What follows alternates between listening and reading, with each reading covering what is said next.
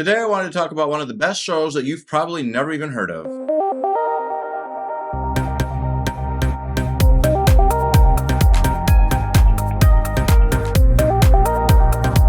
Station 11 had the unfortunate luck of coming out in the middle of the COVID pandemic, and we were not in the mood to watch anything related to or reminding us about the current situation that was happening. So it's not surprising that this show got lost in the shuffle, but it is unfortunate because this actually is a very interesting and very well-made show. Station 11 is based on a book of the same name and takes place during two separate time periods, the past and the present. In the present, we see a barren world that has been ravaged and people are just left stranded, living on the land, and the world has been left damaged. And then in the past, we get to see the beginning of this pandemic and how it immediately affected people right away. Both timelines are mesmerizing and keep your attention well focused. This show stars Mackenzie Davis, Himesh Patel, Matilda Lawler, David Zovatto, and David Wilmot. And obviously, I left some people out, but you can see them right here.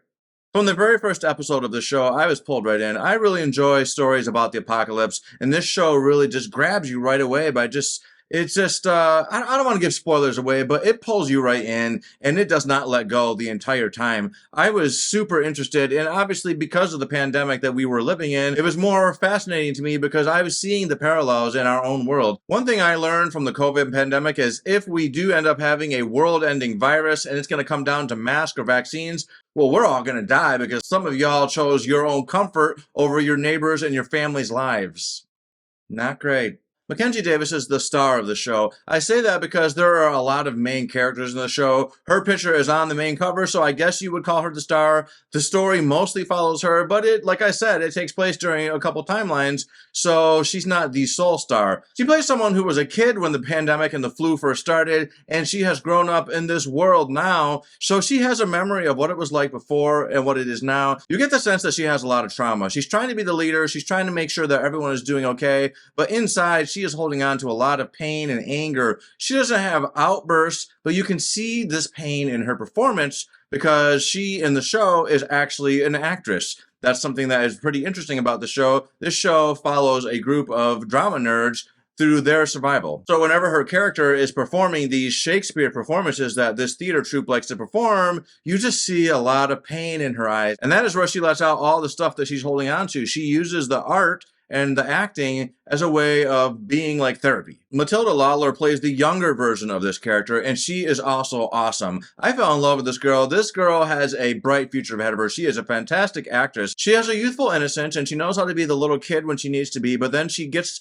thrust into this world where now the world has ended, and she is trying to survive, and you can see all of that, and it is just powerful. Her parental figure in this show is played by Himesh Patel, and you get the feeling that this guy did not want to have kids. He has a lot of social anxiety. He probably didn't amount to much, but yet he is thrust into this position of being responsible for this girl. And he really rises to the occasion, and he just shows you that he is a good person at heart. He cares about her, and that is a very powerful part of this story. It's kind of the driving force of this story. They both owe each other so much because she gave him a purpose when he was probably not going to find one, and he literally helped her survive the end of the world. As I mentioned earlier, this show takes place from the perspective of a bunch of drama nerds, and you've got to think that that is pretty unique in terms of how are you going to tell an end of the world storyline? Is it going to be from a father and son or a father and daughter? We've seen that before. How about we follow a bunch of drama nerds that like to travel a loop around Michigan, Wisconsin, Ohio, and they just perform Shakespeare. Color me surprised. That's not the kind of story I would expect from an apocalyptic story,